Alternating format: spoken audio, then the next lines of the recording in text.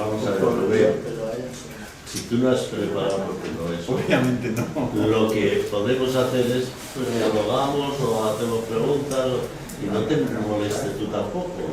No, a ver, molestia por mí en absoluto. Si queréis, leemos si queréis, leemos. Si queréis, vamos leyendo los textos, leemos el texto y vamos leyendo un poquito juntos los apuntes y vamos comentando entre todos. ¿Os parece? Así es menos gravoso. Venga. Pues entonces, estamos en la página 45 de los apuntes. No, perdona, es que se ha ido para adelante, pero hay que volver hacia atrás. Pues a ver dónde espera, que a mí me lo ha dejado por esta página y yo como no tenía. ¿Igual se ha quedado? 6-5. 6-5. Vale, pues ya las habías dicho.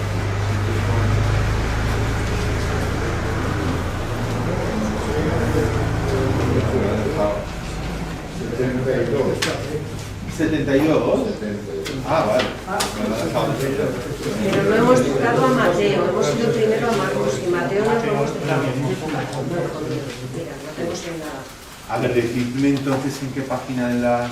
Mateo está en la 45. Estamos en la 70. Pero porque ha pasado a Marcos, que está posterior. ¿Ha ido primero Marcos? Vale, sí. Pero Mateo no lo hemos tocado. No tenía los apuntes delante y no sé desde dónde ha empezado. O sea, Mateo no lo ha empezado. No. Entonces sería la página 45. Eso es. Vale, o sea, de Lucas queda para mañana. Venga, pues entonces volvemos a Mateo. O sea, ha trabajado Marcos, ¿verdad? Ha trabajado Marcos. Vale.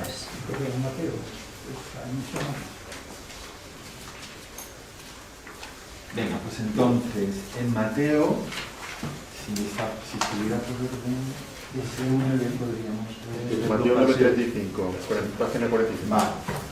Aquí en la tabla primera del índice, las frecuencias del verbo esplagnisomai. Exacto. Esplagnisomai. Tener compasión. Tener compasión. Aquí vemos que hemos visto, o ha explicado esta mañana, 4 textos de Marcos. Marcos 1, Marcos 6, Marcos 8, Marcos 9. Y lo que tenemos delante son los textos de Mateo, que son 5 frecuencias. Mateo 9, Mateo 14, Mateo 15, Mateo 18 y Mateo 20. Pues venga, vamos allá. Si os parece, en la página 45 leemos el primer texto y lo vamos comentando. Venga. Alguien que nos lea, por favor. Y recorría Jesús todas las ciudades y las aldeas, enseñando en sus sinagogas y proclamando el evangelio del reino y curando toda enfermedad y toda dolencia. Pero, viendo a las muchedumbres, tuvo compasión de ellas, porque estaban vejadas y abatidas, como ovejas que no tienen pastor.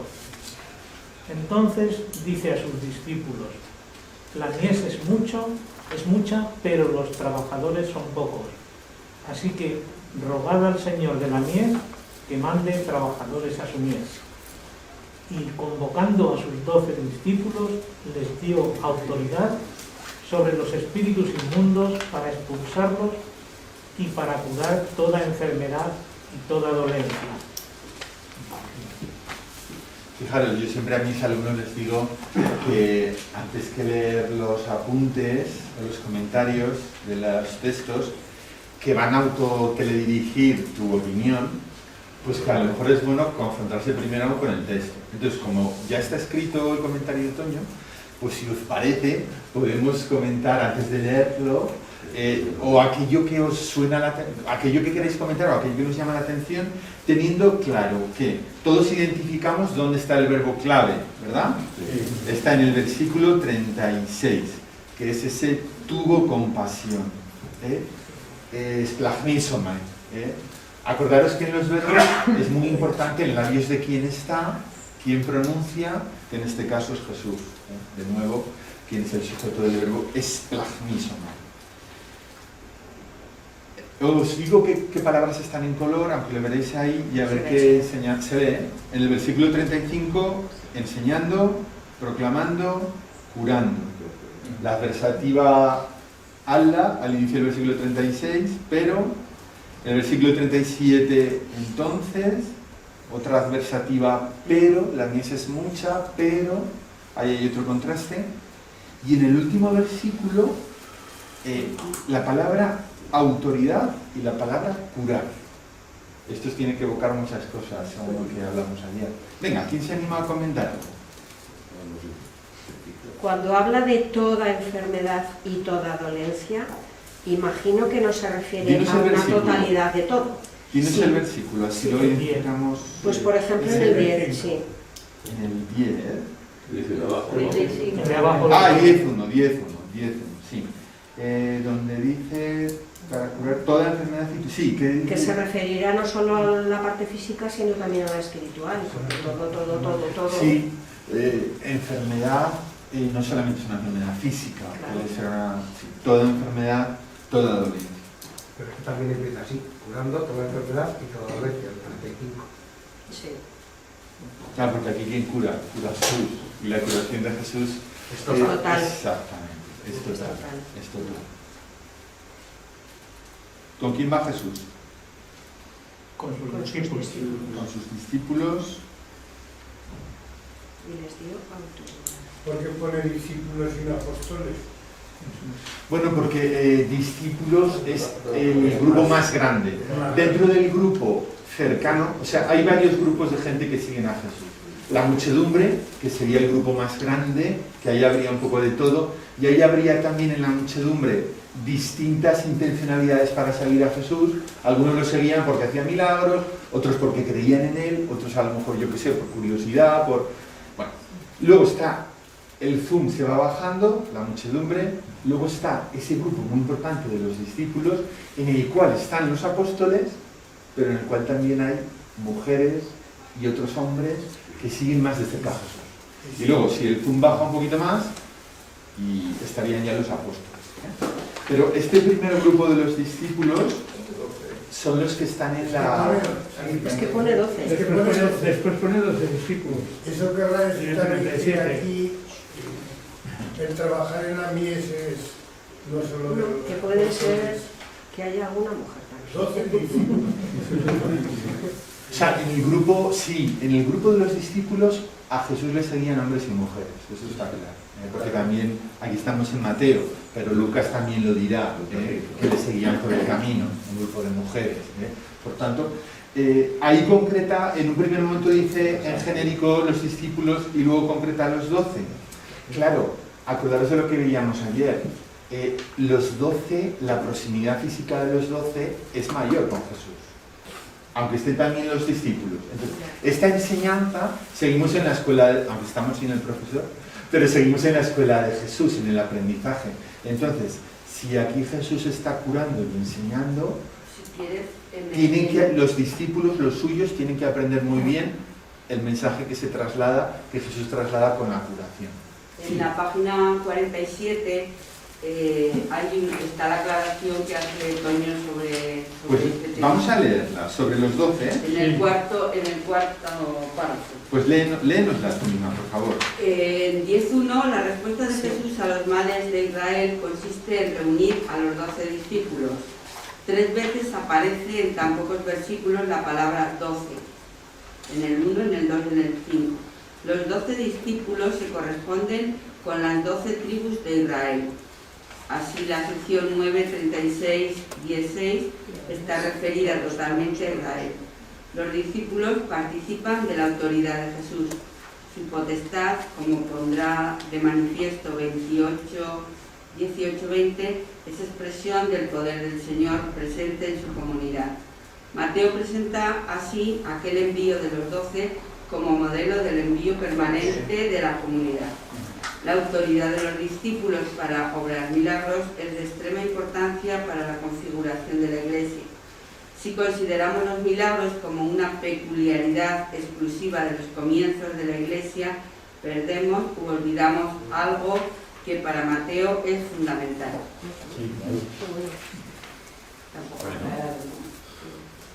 Está aclarado, ¿no? Sí, sí, sí, parece que está claro. Pero hay algo también importante que los evangelios, los evangelistas tienen mucho cuidado en ver que todos apóstoles somos discípulos.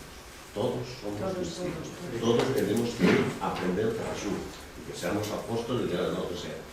Estamos siempre aprendiendo de Jesús. No sé, hay un texto de Mateo, de San Lucas, ha dicho otra cosa que parece ser que no era así y corrige. O sea, está claro que dice, tenemos que estar todos aprendiendo de Jesús. Y los apóstoles son los discípulos de Jesús, los que están siempre aprendiendo, sean doces o sean. Sí, claro, en definitiva, Es que no hay que olvidarlo de la misión, el mandato a la misión, ¿no? Y hacer discípulos a todos los pueblos, ¿no? Entonces, esta llamada de Jesús a los suyos para anunciar el Evangelio implica a todo el mundo, ¿no? Hacer discípulos a todos. Al final del Evangelio está como ese mandato misionero que ya es universal y absoluto, ¿no?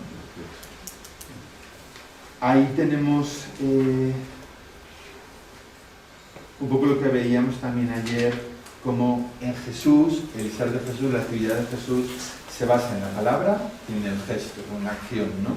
La enseñanza, ¿veis cómo está en verde el versículo 35?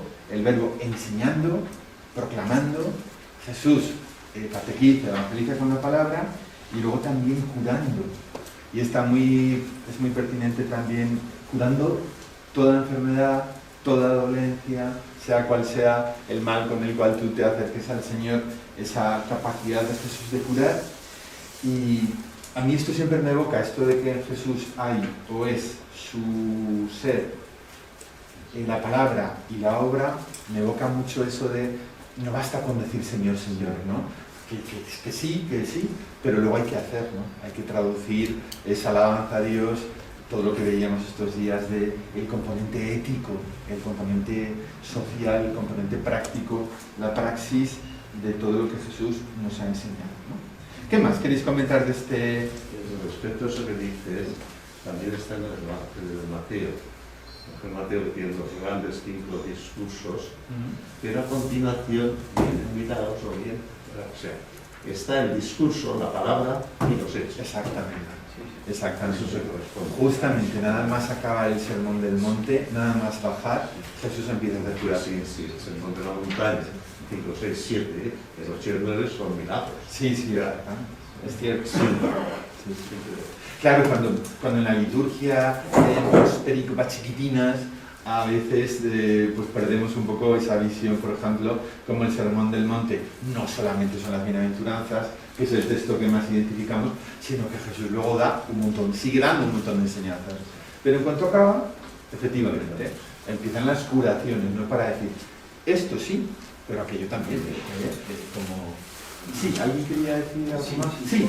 A mí me ha llamado la atención en el versículo 36, esa versativa, después de que Jesús ha estado enseñando, proclamando, curando sus 7 gerundios, Jesús, viendo la muchedumbre, tuvo compasión de ellas porque estaban vejadas y abatidas como ovejas que no tienen pastor. Y yo creo que aquí se encuentra con la humanidad sufriendo. No se dice concretamente cuál era el dolor, cuál era el problema que tenían, como en otros que hemos ido analizando, el que es ciego, el que es cojo, el leproso, etc. Aquí es la muchedumbre la que está vejada, la que está en esa situación. Y esto Jesús lo ve, porque quizá otros, con otros ojos o sin mirar suficientemente, pues no caen en esa cuenta, ¿no? Pero Jesús ve que el conjunto sufre, lo está pasando mal. Y entonces es cuando decide darles autoridad para curarlos y para actuar sobre los espíritus inmundos. Y eso, claro, lo podríamos traer a la situación actual.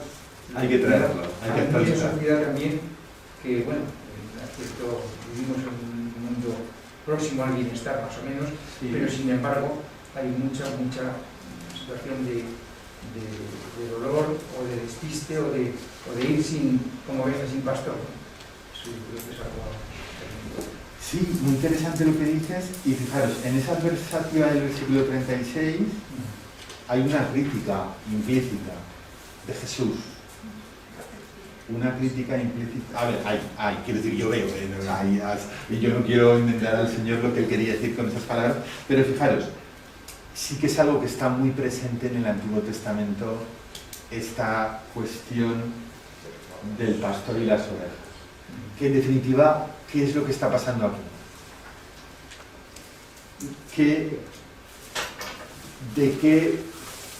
Viendo las muchedumbres, Jesús tiene compasión de ellas, se le conmueven las entrañas, el motivo lo dice, porque están vejadas y abatidas como ovejas que no tienen pastor. ¿Qué falta aquí? ¿Qué le faltaba al pueblo, a esa muchedumbre? Los dirigentes. Pero no cualquier pastor, no cualquier pastor. Porque en el Antiguo Testamento los profetas, una y otra vez, acusan a los gobernantes de que no son buenos pastores. Y de hecho, la figura bíblica de Jesús, de esa identificación de Jesús en Juan, como yo soy el buen pastor, no la ha inventado Jesús, o sea, no la ha creado él solo, sino que ese es, como diríamos, es una imagen muy querida para el pueblo judío, desde antiguo. Claro, la contraposición es clara. El buen pastor frente a los malos pastores que teniendo que gobernar, que pastorear, no lo han hecho. Entonces esas muchedumbres están necesitadas de un liderazgo, de un pastoreo como el de Jesús y el de los suyos, claro, el de sus discípulos.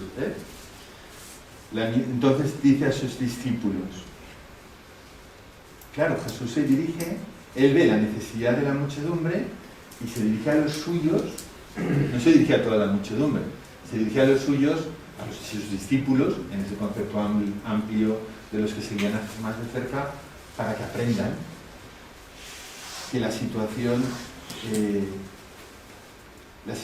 necesita trabajadores al modelo del buen pastor.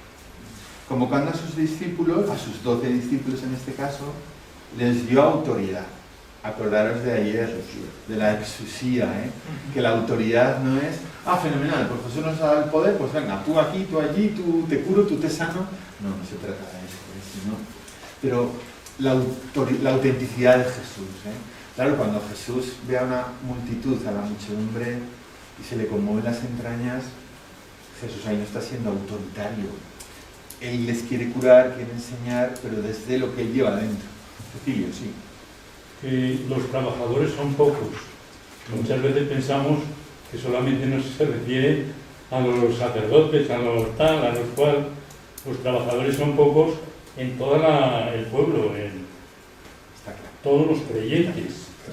Son pocos los que están haciendo la labor. Fijaros, sucede que es verdad que hay unas frases o máximas o sentencias del Evangelio que como las tenemos pero nosotros las hemos como interiorizado o asociado a ciertas campañas de las miles que tenemos a lo largo del calendario cristiano, ¿no? Jornada de Oración por las Vocaciones, pues está, que muy bien, que se puede aplicar, pero con la continuidad de Jesús, por supuesto que no era exclusiva, ¿no? Porque, por ejemplo, ya que pasamos por ahí, o ya que pasamos por aquí, ¿cuántas veces los evangelios llaman a Jesús, le aplican el título de sacerdote? ¿Cuántas veces? Más o menos. 5, 10... Nunca. Estos son alumnos aventajados, me caché en la mano. Son alumnos aventajados. Nunca los evangelios se aplican a Jesús el título de sacerdote. ¿Por qué? ¿Quién nos cuenta? Claro, si los sacerdotes lo mataron y Jesús era muerto con los sacerdotes y hubo un enfrentamiento con los sacerdotes, la primera comunidad cristiana no va a hablar bien de los sacerdotes. Tienen otro tipo de sacerdocio, no el sacerdocio continuación de lo de ellos. Sí, otro tipo. Muy posiblemente la explicación podría venir por ahí. Están vinculados al templo. Claro. Jesús dice destruir este templo. Claro. A ver, no hay que perder un poco la etimología, la función más originaria del sacerdote. En todos los pueblos, en todas las culturas, también es acercar las dos orillas, ¿no? La del hombre, la de los hombres y la divinidad. En ese sentido, la misión de Jesús es claramente sacerdotal desde ya el principio. Otra cosa es, lo que muy bien decís, que como el sacerdote institucional estaba ligado pues al templo, a los sacrificios, y cómo de ahí nace esa persecución, confabulación contra Jesús, que ahí no hay que decir, pues deducimos que esto fue así. No, literalmente el texto bíblico dice que los sumos sacerdotes decidieron cómo acabar con Jesús. También yo os digo, lo que os decía yo antes de ayer, ya no me acuerdo, que a lo mejor no todos absolutamente, del primero al último sacerdote del Antiguo Testamento, eran crueles. Yo creo que no, a lo mejor me puedo equivocar, pero es verdad que los primeros sí que maquinaron acabar con Jesús. Por lo tanto, claro, no como muy bien decís, cómo aplicar esa imagen tan degradada, que habían llevado a la muerte a Jesús, aplicarle a Jesús de este tipo.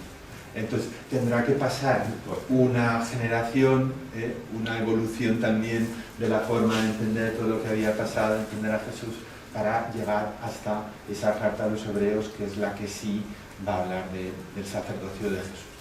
¿Alguien quiere ir a José? ¿Los sacerdotes en los tiempos de la historia pertenecían a la tribu de Leví o no? Sí. Porque Sí. en el Evangelio están los sacerdotes y los levitas. A ver, los levitas, muchas veces utilizamos esta comparación que no es exactamente los sacristanes. La tribu de Leví eran los servidores del templo, que no tenían la función sacerdotal, pero tenían funciones de, por ejemplo, de abrir las distintas puertas de acceso al templo, de preparar los sacrificios. De primer orden y segundo orden. Sí. Eso existe ya desde el primer momento. ¿Ves? Entonces, por ejemplo, pero también hay por ejemplo, los levitas, hay algunos textos del Antiguo Testamento que les dan una categoría a los cantos. A ver, los levitas, ya sabéis que en el templo los salmos son piezas litúrgicas para la liturgia del templo. Y algunos textos del Antiguo Testamento proféticos dicen que el canto de los levitas lo equiparan al carisma profético. Eso era súper importante, el carisma profético. Es decir, que en un momento de la evolución de la teología judía, los levitas no eran segundones, formaban parte de la estructura, junto con el sacerdocio, formaban parte de la estructura del templo y todo esto, ¿no? Entonces, sí, una razón por la que no aparece Jesús como sacerdote nunca en ningún caso es porque en los evangelios no le pertenecía, no era de la casta de los sacerdotes. No, claro que no. Él nació en Belén, nació de la tribu de David. Y por eso desde el principio no se identifica a Jesús como sacerdote, Claro. aunque cumpla la resurrección de Jesús. Sí. Pero yo creo que lo más importante, entonces, el sacerdocio de Cristo no es cultural, es existencial. Sí. Claro, eso para nosotros es mucho. Como la parte de la carta romana. El sacerdocio de Cristo es existencial. No sé, Jesucristo no aparece llevando corderitos al templo. Su vida. Y el sacerdote tiene que dar, entrega su vida. ¿Verdad? Que entrega su vida. Y lo quiere también para todos en la carta romana, ¿no? Este es lo que el sacrificio, el culto auténtico, pues es ese, el sacrificio de Jesús. Y esto nos compromete mucho a todos, a nosotros y a los seglares. A todos, en la medida en que todos estamos bautizados, pero eso existe, que es lo más importante, exacto.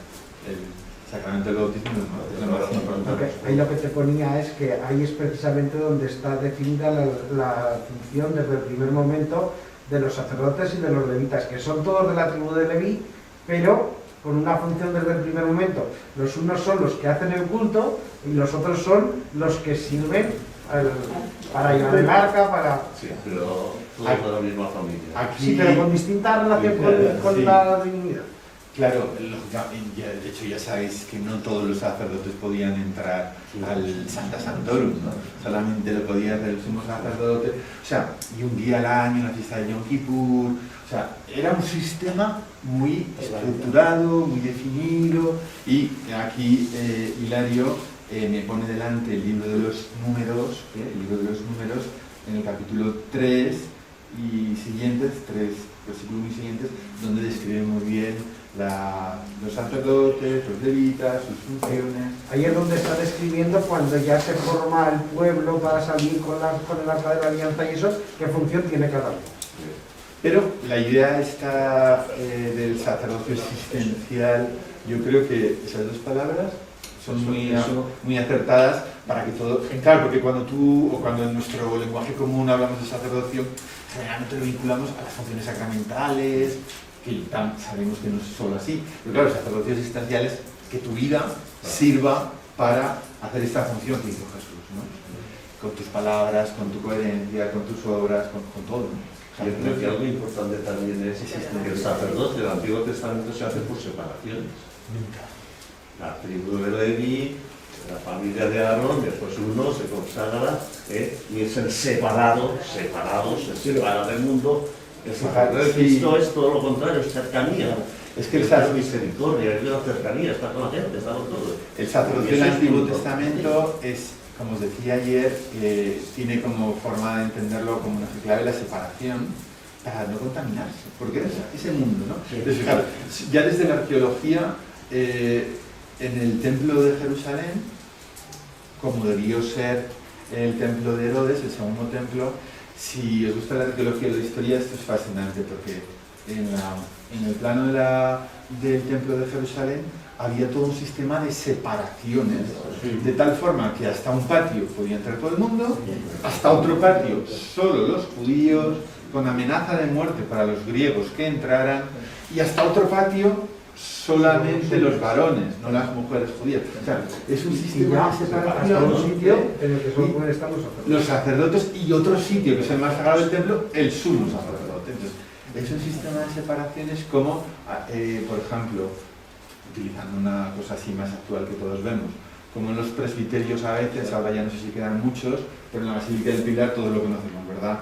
Esas verjas que separan lo sagrado, lo más sagrado del pueblo, ¿no? Como un sistema de separación, que en la teología de Jesús no está, ¿no? Por supuesto que no, todo lo contrario, una teología inclusiva, ¿no? De separación, ¿no? Al contrario, estamos viendo que Jesús se acercaba a los que nadie se quería acercar, ¿eh? Bien. ¿Alguna cosita más de este texto? Vamos adelante. Venga, vamos adelante. Lógicamente, todo lo que comenta Toño será muchísimo más interesante, ¿eh?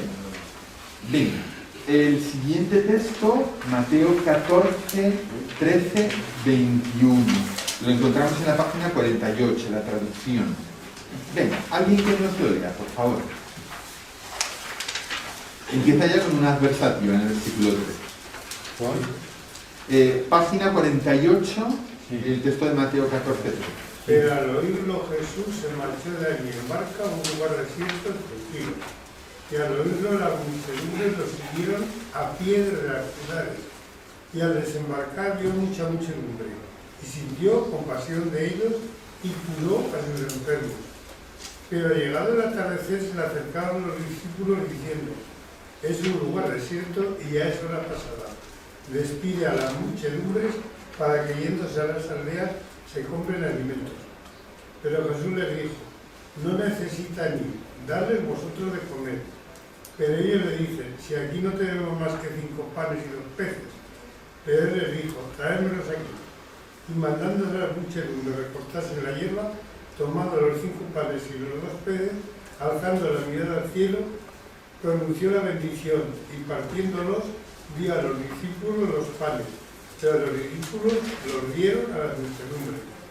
Y comieron todos y fueron saciados, y recogieron 12 cestos llenos de sobra. Pero los que comieron eran los 5.000 hombres, sin contar mujeres y niños. Tenemos de nuevo otro texto paralelo de la multiplicación de los panes y los peces. Nuestro verbo clave es plasmisomai. De nuevo está en el versículo 14, sintió compasión. De nuevo el sujeto es Jesús, quien siente compasión. A la mucha muchedumbre, yo también he discutido mucho, con Toño le decía: es que eso es mucha muchedumbre, Toño.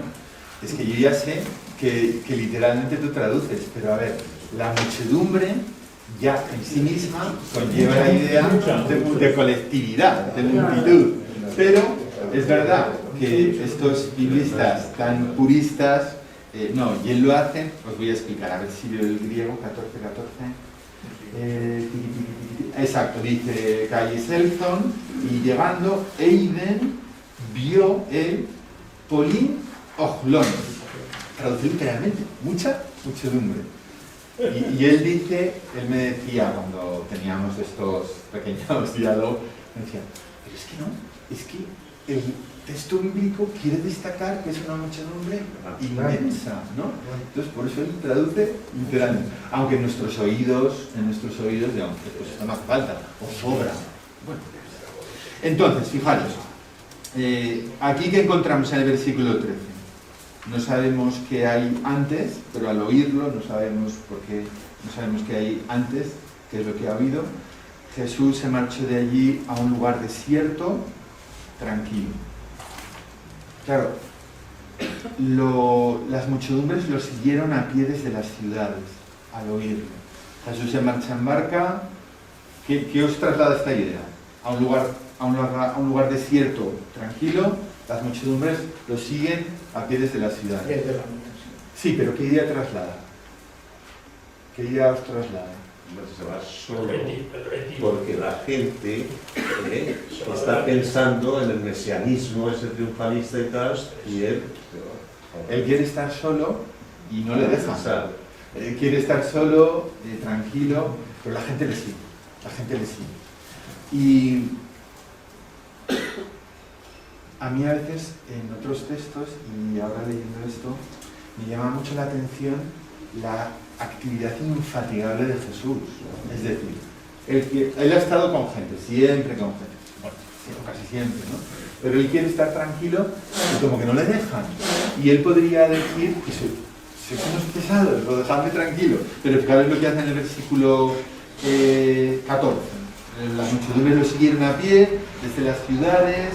¿Cuáles son las intencionalidades de la muchedumbre? ¿Lo siguen para que les dé de comer? ¿Lo siguen porque es el Mesías? No lo sabemos, pero le siguen. No es poca cosa. Al desembarcar en la otra orilla, él vio mucha muchedumbre y en vez de y les atiende. No, que es que yo he venido aquí para estar tranquilo. Oye, que estoy atendiéndoos todo el día, también necesito yo estar tranquilo. Pues Jesús los atiende. Y no solamente los atiende, sino que siente esa compasión. Es decir, Jesús está más pendiente de los demás que de él mismo, que es una lección súper importante también para nosotros, ¿no? Porque tenemos derecho a estar cansados, sí, claro, como no, ¿verdad? Pero decir, y ahora atender a los del expediente, que si he hecho ya la misa, he hecho no sé cuántas ya cosas. Bueno, pues esa capacidad infatigable de Jesús, ¿no? Que se cansaría, sí, pero su vida era una vida para servir. Pero fíjate, pero al oírlo Jesús se marchó. Y al oírlo, las muchedumbres, los dos han oído lo mismo. Jesús que se marcha a un sitio tranquilo, dice aquí en el comentario, se retira por segunda vez al verse amenazado por los dirigentes de Israel. Y al oírlo los discípulos no van para pedirle, sino para acompañarle. ¿Eso dice la nota? No. Los dos han oído algo y a consecuencia de lo que han oído, el uno se marcha en barco y los otros van andando. Pero bueno. Sí, más cosas. Vamos a seguir comentando más cosas que os llamen la atención. Nada más sentir compasión. De nuevo, Jesús les cura. La compasión lleva a la acción. En este este caso, curó a sus enfermos. Y fijaros, ¿veis la adversativa al inicio del versículo 15? Otra vez está el pero. Claro, uno diría, oye, dejamos la del pero. Pero aquí va a contrastar las actitudes o los comportamientos de Jesús y en este caso con sus discípulos. Llegado el atardecer, ellos se le acercaron, los discípulos, y esto lo veíamos también ayer en algún texto. ¿Cuál es la actitud de los discípulos? Despedirlos. Es un lugar desierto, ya es hora pasada, despide las muchedumbres, para que yéndose a las aldeas se compren alimentos. Esa es la diferencia entre la actitud de Jesús, que nada más llegar siente compasión y se pone a trabajar, se pone a curar, ¿Curaría a todos? No lo sabemos. Dice, curó a sus enfermos. Bastaría con que curara a uno. Quiero decir, para expresar ese cariño, ese corazón, pues a lo mejor si había 1000 no podía, o los que hubiera, no podía curar a todos, pero curó a sus enfermos. Pero yo creo que, claro, ¿ya cuántos curó? Que es que me da igual. Que lo importante es ese contraste entre la actitud de Jesús y la actitud de los suyos. Que los suyos van a quedar, pues mal de nuevo. Mal de nuevo. Es un lugar desierto, es una hora pasada. Y veis de nuevo el versículo 16, la adversativa.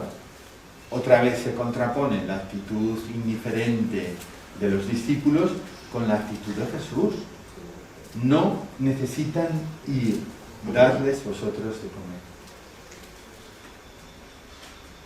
¿Qué leemos de estas palabras de Jesús? ¿Cómo las comentamos? Que no podemos quitarnos de encima la necesidad que tiene la gente y que hay que estar ahí. ¿Son solo negativas hacia los discípulos? ¿O podemos ver algo de positivo en estas palabras de Jesús? De alguna forma nos también la participación de misión también. Confianza. Claro, tú lo puedes hacer.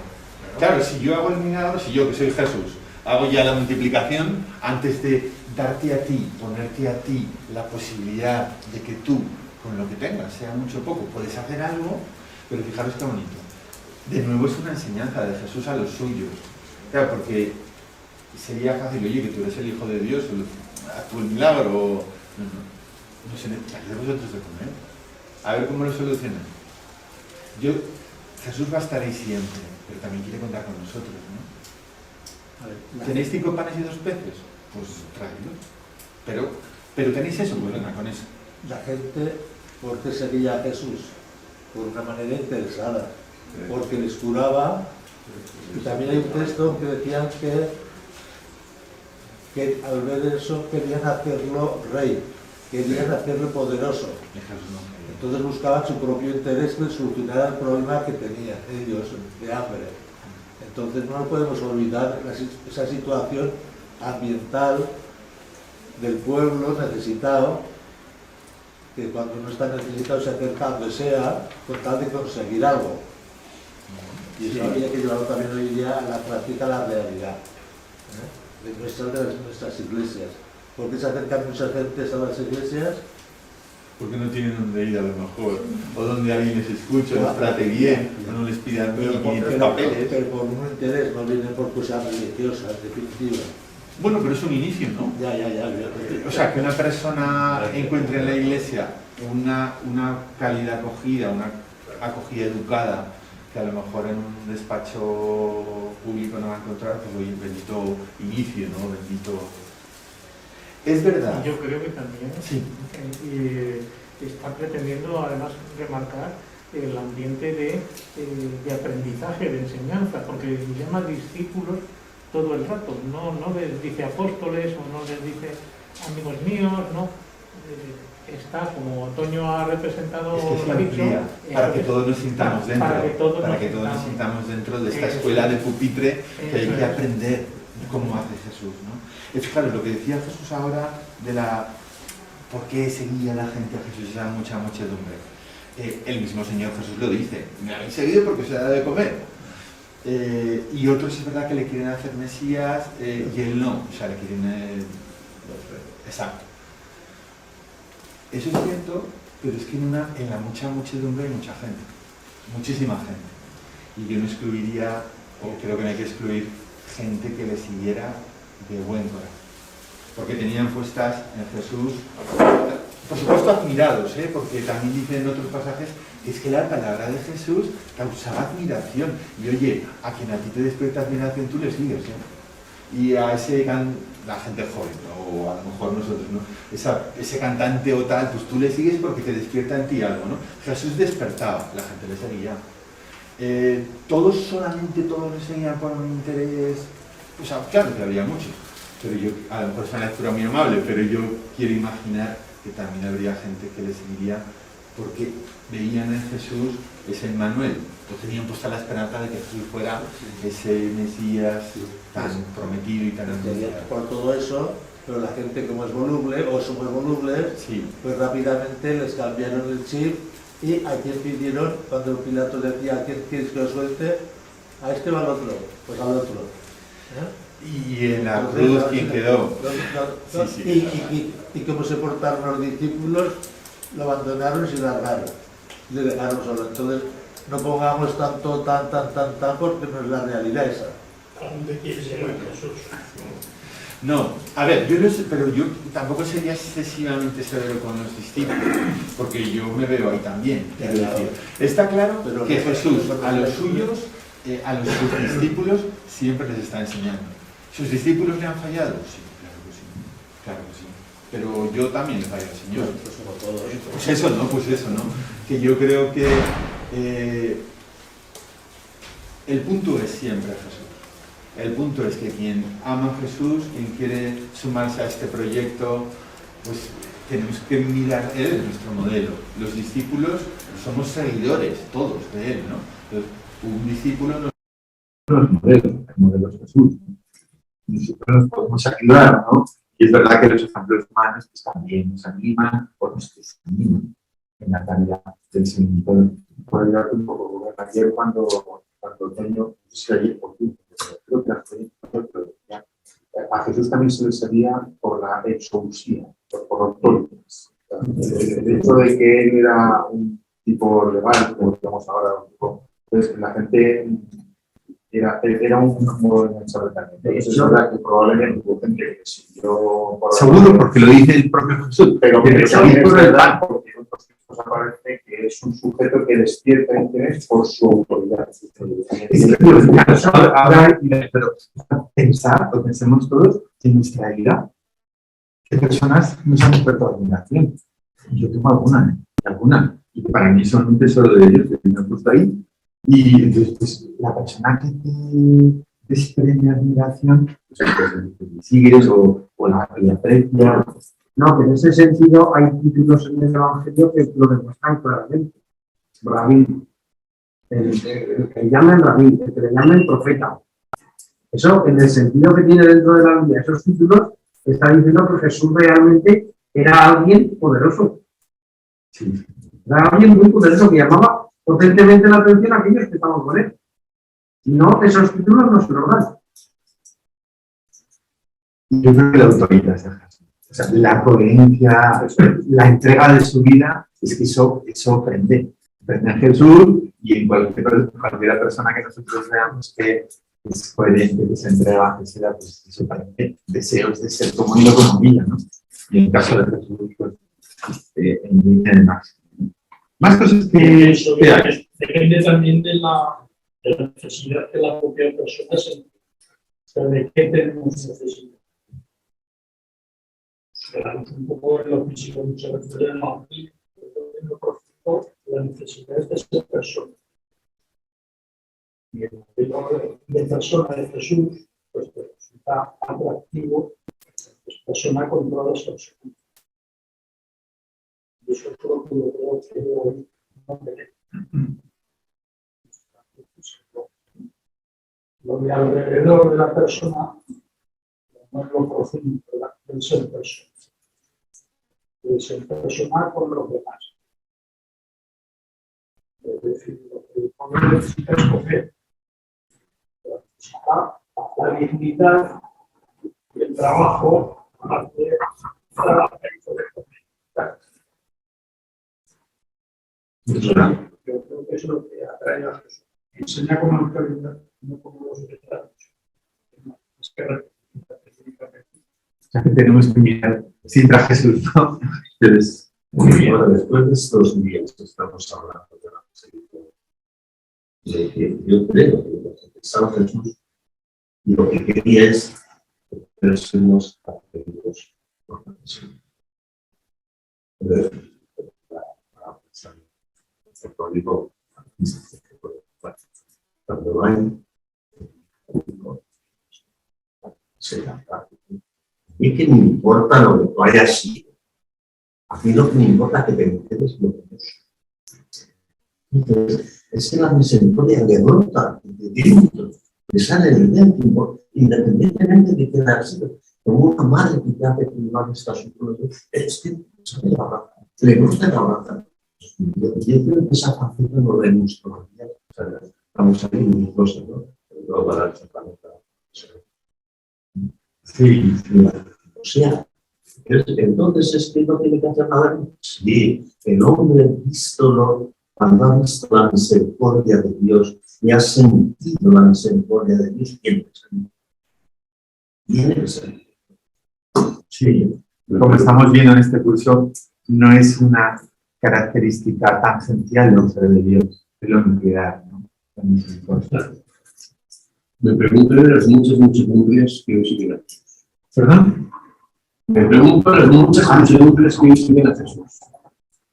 Los cristianos, la iglesia, los tiempos. Nosotros somos unos elegidos, no tengo discípulos, somos sacerdotes. Teólogos. Pero es la gente que no sabe encanta el Biblia de Bueno, va a explotar. ¿Por qué se acerca a la gente? ¿Por qué se acerca a la iglesia?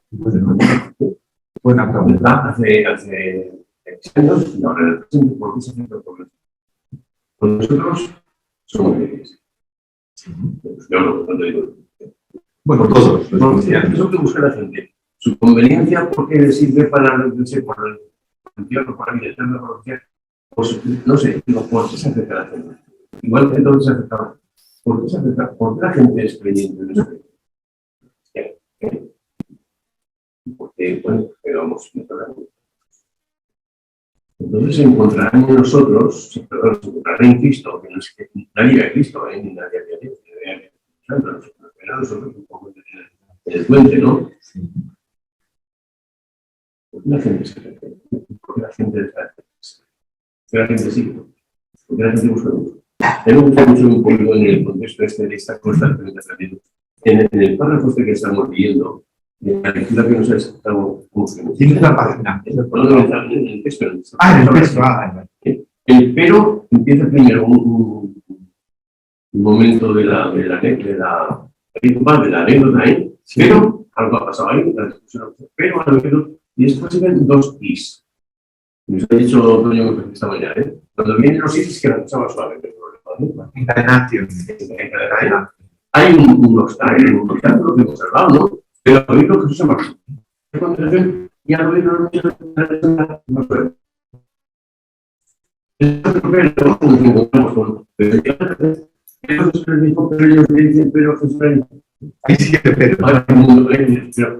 un pero se salva con una resolución. El segundo tema, el último pero viene perseguido por los hijos, ¿no? Y mandando a la mujer de acostarse y combinando todos por el sacerdote. A un obstáculo, Jesús encuentra o le da una solución. La una es la de acogida y la otra la de servicio. Y después se quedan dos peros en el servicio, ya cuando la cosa está resuelta, hay dos peros. Pero los discípulos saben la misión. Pero son un obstáculo salvado y el otro pero no se convierten en los mundos. Me gusta un poquito porque estamos en el toma y daca primero en el y yo pienso que en la vida de la iglesia, entonces, en aquellos que parece que así, ¿no? Es atajado, pero que es como parecido, pero por ahí se debe que la gente no sabe. Y ahí, bueno, luego dialogamos, ¿verdad? Lo que dices es interesante, José, y ya es, claro, yo es que a veces para mí es Dios primero y Iglesia después. Y a veces digo, ¿por qué la gente viene a la iglesia? ¿Qué necesidad tiene la gente de espiritual? ¿No? Entonces, con Dios ya se ha perdido. Muchas veces cuando la gente se acerca a la iglesia es para pedir un servicio, exactamente, y les tratan bien. Pero ¿qué vamos a hacer? Solo la sacan. Es complejo, ¿eh? Es complejo, pero yo creo que en la medida en que nosotros seamos testigos de Jesús, tenemos que atraer, tenemos que... ¿Cómo se contagia esto? ¿Cómo se contagia el amor por Jesús? Pues unos papeles, ¿cuánto vale el bautizo? El bautizo no vale nada, bueno, pues tanto, no sé qué, tal cual. claro, que tenemos que hacer esa labor, pero yo creo que a lo mejor no tenemos,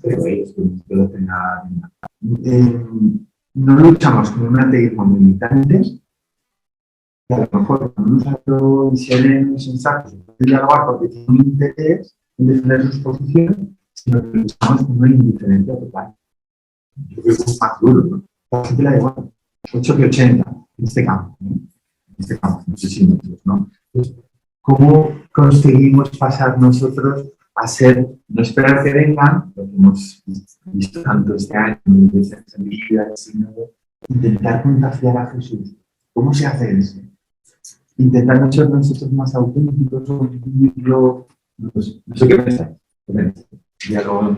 Yo pienso que es la vida, la vida, el comportamiento que tiene que resplandecer.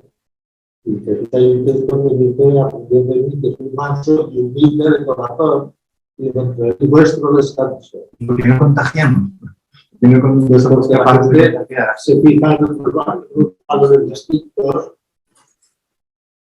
que a lo mejor son más inmediatos o más necesarios para poder sobrevivir, y sobre todo el Dios dinero, que es lo de todo. Y entonces, antes de vivir, el Evangelio está muy claro. No puede servir a Dios y al dinero. Y entonces, nosotros hemos elegido, ¿qué ha elegido en la Iglesia? ¿A Dios o al dinero? A Jesús. Y al dinero tenemos que ver. No hay que vamos a ver, la Iglesia está para decir todo lo que nos rodea. ¿Dónde está el ejemplo? Quiero decir, los cristianos resplandecemos de verdad, porque nuestro ejemplo sea un ejemplo auténtico. Que se pueda decir como antiguamente decían en los primeros tiempos, mirad cómo se aman. No se lo pueden decir hoy en día. Ese es uno de los mayores. Se puede decir eso hoy en día. Podemos decir, mirad nuestra comunidad y venir aquí que nos vamos a atender y vamos a hacer uno más. Ahora, si queremos preparar y queremos mantenernos en lo de antes, hace 40, 50, 60 años, que todo el mundo era cristiano por obligación, como quien dice, pues eso es otra cosa distinta. Voy a buscar y comentando, pero permitidme que busque el título del libro, que al hilo de lo que está diciendo Jesús, os va a caer la publicidad. Ir comentando, por favor, que voy a buscar. Es que me acuerdo del título, pero no es el autor. Un comentario. Sí, que por ahí atrás había una. No, que queremos escuchar a todos. No, que mientras comentáis yo lo busco. Que si empezamos preguntando por qué no entrar, yo he pensado muchas veces que hay grupos de la iglesia, siempre no, que han atraído a gente de calidad, muchos los han atraído, pero ¿cuántos curas han enterado en las parroquias? Hay grupos bíblicos que son muy sanos, que se pueden hacer y que siempre encontrarán 8 o 10 personas. ¿Quién acoge a los movimientos apostólicos que han sido una referencia en los últimos 10 años? Hay gente muy buena. ¿Quién acoge a esos otros grupos que también? Esto es fundamental. Pues es que no vienen, es que no sé qué, palma con aquel, con el otro, y hay grupos, que no son muy seguros, pero son calidad de lo que tenemos que ver. Yo creo que es una cuestión de testigo. En medida que todas las personas han sido testigos, han sido fuertes, y esos que han atraído. Entonces también cuando hay un movimiento va bien, todos tienen dificultades, ¿no? Pero es como si quieres, si te tengo que ver más, pero también te ayuda en un nivel comunitario. También es necesario. Yo creo que testimonio, luego está el grupo que sean distintos, que sean activos. Sí, organizados. Que te vayan, sí, organizados. Porque esto tiene carácter de organización, esto es la experiencia. Hay relación con los servicios más. Hay Porque es que si no es una espiritualidad, y muchos fundadores. Mira, la iglesia es muy amplia, muy grande, y es verdad que hay un tipo de movimientos, grupos.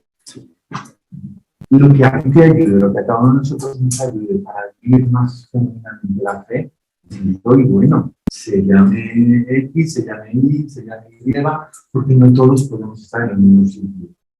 Ni todos a lo mejor podemos vivir la fe de la misma manera, porque las circunstancias son distintas, ¿no? Yo estoy con Cristo, obviamente, con Jesús, en que,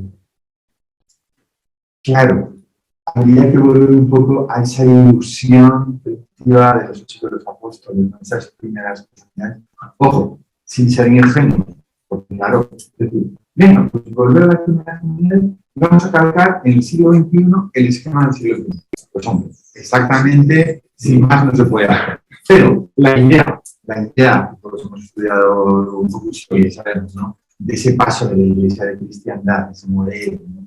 De una iglesia masiva, sociológicamente masiva, en la que pues, no había que hacer esfuerzo por evangelizar porque todo el mundo era cristiano por definición o por obligación o como queráis, ¿no? Pues, a lo mejor ahí la iglesia numéricamente era muy potente, y otra cosa sería la autenticidad de esa fe, ¿no? Ahora la iglesia ha pasado a cada vez ser menos significativa, a cada vez numéricamente ser menor, pues a lo mejor hoy hay que hacer de la necesidad de esto.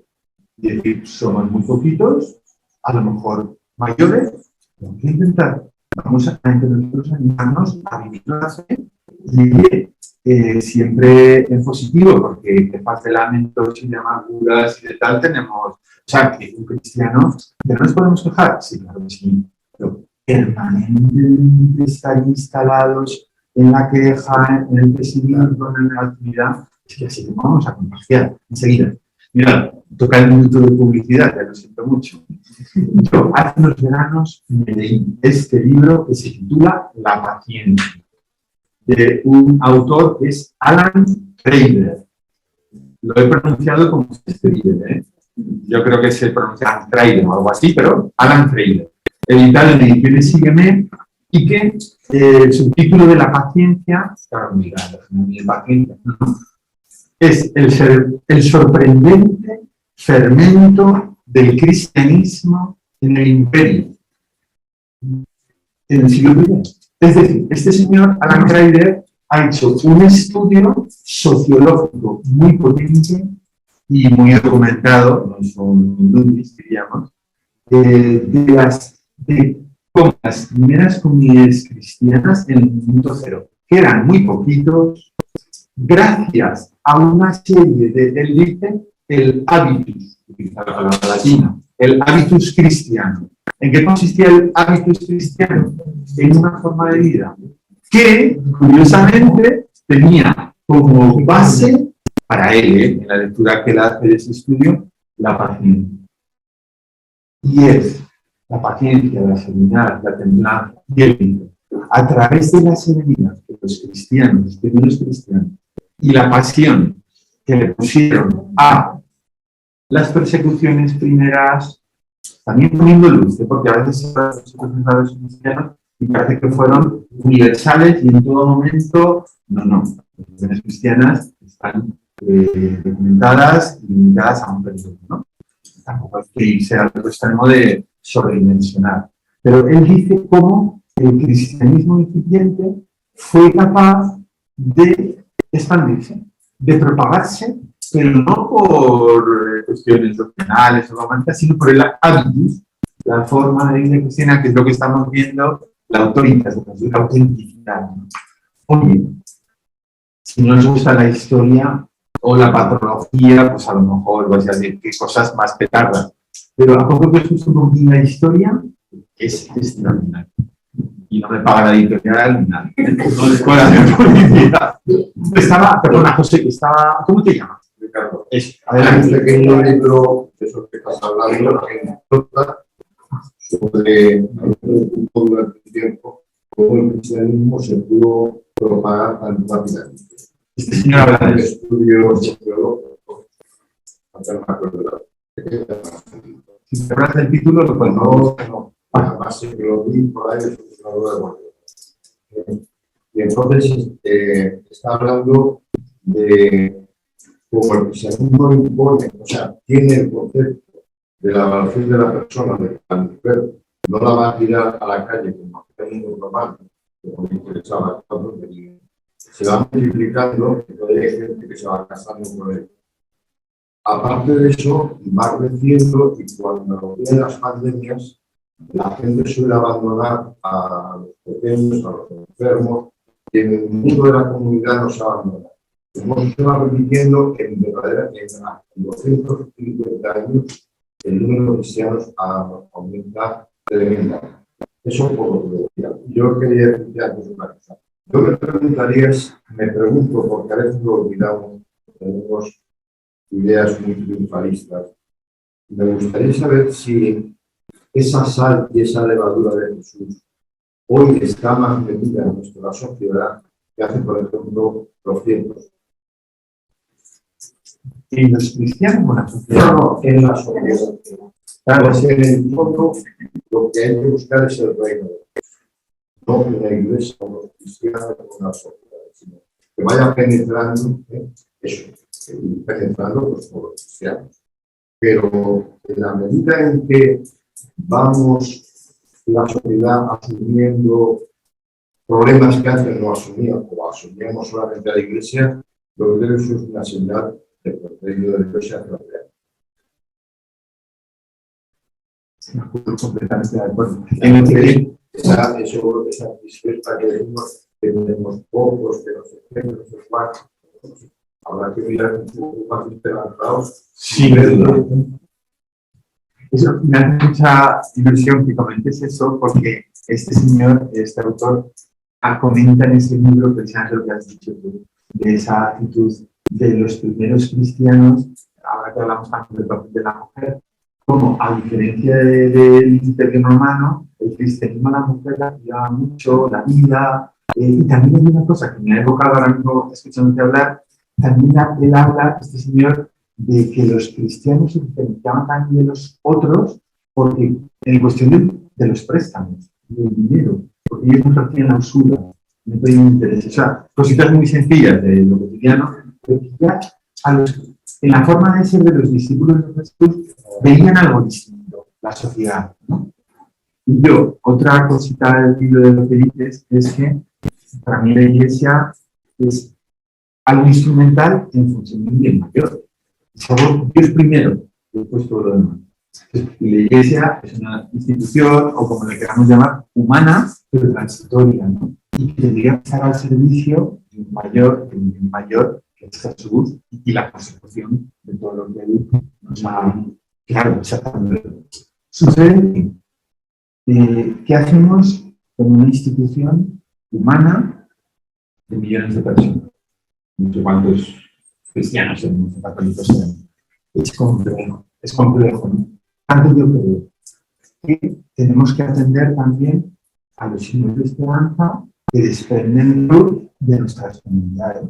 Y oye, que en mi comunidad concreta, seguro que vosotros conocéis, una experiencia vivida, de los equipos de Cáritas, de Montenegro y Valdespartera, que es una unidad pastoral, se hayan decidido hace 2 semanas por montar una fiesta a una pareja de gitanos que han estado atendiendo durante un montón de tiempo en Cáritas, se han estado ayudando, más allá de lo que los protocolos de Cáritas están en los protocolos, pero bueno, pues, yendo más allá, y que sabiendo que el marido se va a morir, una enfermedad grave, han decidido casarse por civil, pero ellos, les montaban una fiesta, fueron al juzgado, les acompañaron y luego les dijeron, vamos a invitar a Perú, ellos, a los locales, en este caso de la Esparta. Y me eran Perú, les habían montado una fiesta. Pues a mí, que yo estaba siendo testigo de todo eso que estaban organizando y montando, yo digo, oye, qué bien, lo han hecho. ¿No? Pues bueno, ustedes tenemos sacado, no, pues pequeñas cositas, y seguro que todos tenemos ejemplos en alguna dirección, ¿no? Positivos, ¿no? Yo creo que hay que destacar también lo que Jesús lo que por Jesús hace. Por ejemplo, pues, pasar por la calle Aldalena un día a la hora de que eran las comidas en el pueblo del Carmen, pasar por ahí con el coche, las filas de personas que son atendidas, las comidas, y el pueblo del Carmen, como podría decirlo, ¿no? ¿Entendéis, no? Yo creo que lo más creíble para nuestra sociedad, que no creo que sea diferente, es la labor social. Bueno, si la labor social nos lleva luego a poder hablar de Jesús, bendito a Dios.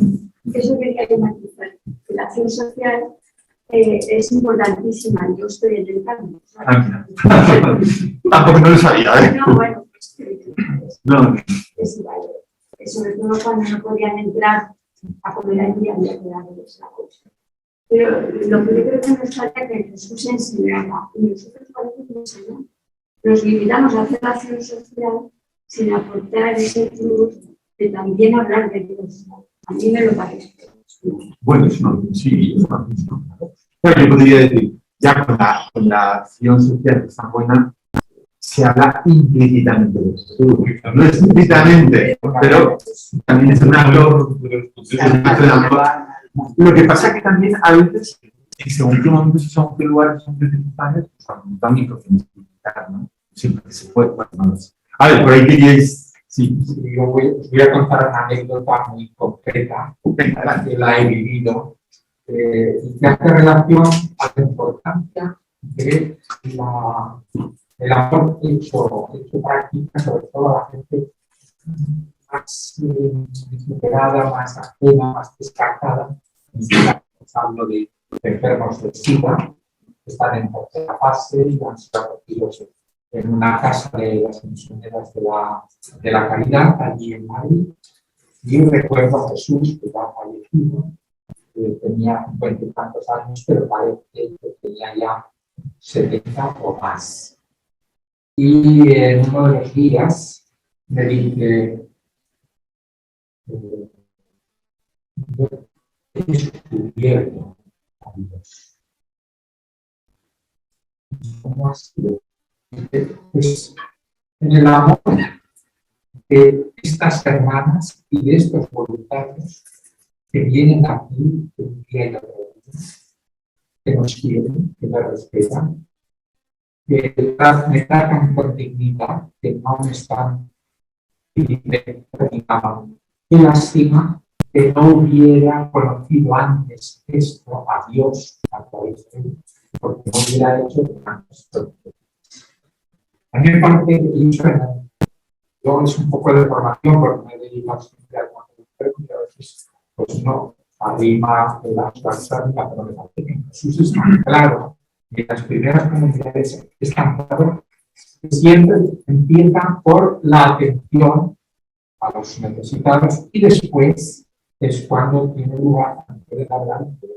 En el caso que os refería de esta comida, allí es relativamente fácil celebrar la Eucaristía, porque hay, celebrarlo así, las mejores Eucaristías que celebrar eran un poco locas, pero era en este lugar.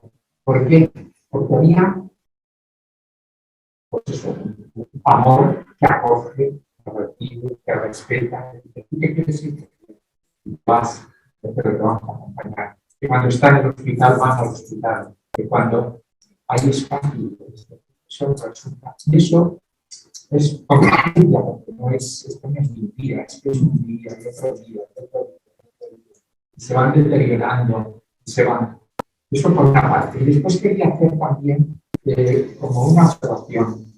Yo creo que si tenemos la mirada abierta a nuestro mundo, descubriremos gestos, miles de gestos que se están dando en familias, en personas mayores que se están atendiendo unos a otros. Y no solo un día, sino a veces 25 años. Y que van afrontando todo esto de una manera que no saben.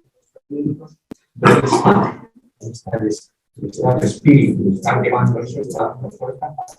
Por eso me parece a mí que, aparte de resaltar la importancia que tiene atender a la persona con dignidad. Y hablando de los pobres, hablando no solamente de los pobres materiales, sino también de los pobres en salud, los pobres en la experiencia cuando hemos ido la fragilidad y la debilidad. Importante es en estos momentos que alguien esté a tu lado, que escuche, esté, que atienda. Sí.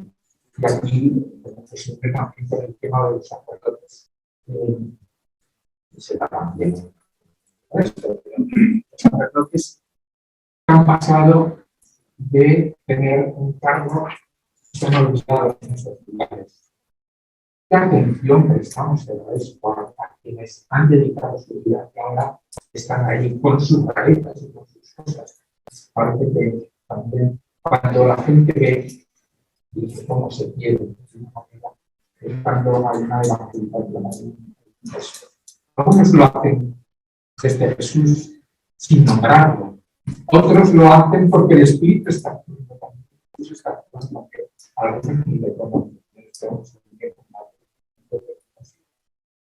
Es que creo que un cambio es para Jesús cuando una persona se entrega, cuida.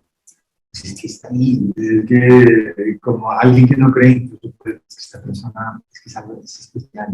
O sea, que me acordaba a medida que ibas hablando de aquella famosa frase de Pablo VI, que todos nos acordamos, ¿verdad? Que hablaba también, que decía, de hecho, este mundo en aquellos años necesita más de testigos que los maestros. Y añadía, y si son maestros, porque también son testigos. Entonces, que Jesús son palabras y obras, pero a lo mejor nosotros, no sé, lo más importante son las obras, no el hacer, la vida, ¿no? Y mira, una última anécdota, bueno, anécdota no, experiencia, la que está grabando, pero no, porque tiene que ver con Toño y con su madre. Y ya habéis escuchado que su madre llevaba mucho tiempo enferma, y yo hasta este año pues iba a Victoria a clase y ya con Toño, y a mí no sabes lo que me indicó cuando él me comentaba cómo él, claro, yo, a mí Toño pues ya lo dices como, pues es un amiguísimo, pero además para mí es también como una persona que siempre me ha despertado mucha admiración, y él me contaba cómo le cambiaba el baño de su madre, le limpiaba tal, la cuidaba, la duchaba, y tomaba aire, no decía nada. Como personas que te hablan de Dios, que te explican que sin estructuras, que sin palabras, luego son auténticas, pero cuando llegan las circunstancias son capaces de cambiar también a su madre. Vamos a ir acabando, venga, sí. Pero que estuviera es una cosa que, por supuesto, por ejemplo, lo tenemos en los textos. Levanta un poquito la voz, Paco, igual atrás, levanta un poquito la voz. Que decían que, por ejemplo, lo tenemos en los textos mismos evangélicos que estamos viviendo, la compasión que se despertaba en Jesús, la curación que hacía de todas las necesidades, de todas las necesidades que veía, pero yo creo que hoy día, en los cristianos, los discípulos que estamos aprendiendo, que nos queda muchísimo por aprender, muchas veces lo que pecamos es la falta de coherencia. ¿Por qué? Porque al mismo tiempo que decimos que esto es lo bueno, que esto es lo correcto, que hay que sentir y hacer, pues al mismo tiempo que eso nos hacemos eco de muchos mensajitos y muchas cosas que denigran a los emigrantes, que denigran a los que vienen a quedarse que denigran a los políticos porque están derrochando el dinero, sin analizar las situaciones de verdad en profundidad. Sin embargo, sí que nos hacemos eco rápidamente y mandamos ese WhatsApp, mandamos eso, con lo cual yo, cristiano creyente, hago un flaco favor a mi fe, si al mismo tiempo que digo que hay que luchar por ellos, por los necesitados y tal, al mismo tiempo me hago eco de ese mensaje de que mire usted, que nos están entrando por el sur, o nos están entrando por un buque que han rescatado en alta mar, a X náufragos, y que encima los tratamos de acuerdo de ley. Ya. Y eso lo hacen comentarios, hacen cristianos, creyentes, que muchos de ellos encima no tienen esa autoridad, aunque sea cristiana. Venga, el último comentario, que mañana haremos más. Venga. Sí, claro. Voy a hacer una cosa que me ha ayudado mucho y a otros de hay un escritor, Fernando Urbina, una frase riquísima. Fernando Urbina, que dice que la mejor época de vida que ha tenido la humanidad es porque ha conseguido traer a todos, para que nos consigamos de consideración, la democracia y los derechos humanos. No le ha traído ninguna época social. Democracia y derechos humanos. Y eso es fundamental. Y allí donde cristianos y no cristianos tenemos que estar en sus casas y escuchar el democracia y derechos humanos. Es la clave que tenemos que estar en la sociedad, con ella, ¿no? Al margen Pero de la ella. democracia y los derechos humanos también llegó hasta ahora. También Lenin decía que el revolucionario pues pacífico dolor. Bueno. Venga, a ver, lo último y ya por terminar. Sí. Dice, hemos venido a la barca y se nos ha pasado el descanso. La mañana, ¿no? Nosotros pasado todo el día, Jesús ha estado entretenido con nosotros, porque era el protagonista, lo estamos haciendo. Cuando llega el momento, los discípulos pues, se preguntan, ¿y ahora qué hacemos? Y llega Jesús y le dice, tráemelos aquí, te traen los 5 panes, y hasta la mirada, cuando se obedeció, lo que pero los discípulos los dieron a la muchedumbre. Pero es el de ¿no? Los discípulos los dieron a la muchedumbre. Y además los panes. Pero los que comieron eran unos 5.000, son los dos. Maravilloso, me parece, ¿no? Hemos visto poquito, no hemos resuelto el problema, pero hemos visto por qué Jesús. Pero Jesús ha hecho un milagro y él no ha dado el pan, se lo ha dado a los suyos, ¿no? Para que ellos, o sea, Jesús al final, sí, esto. Y alguien se acordará que comió. Y nosotros nos acordemos de lo que. Bueno,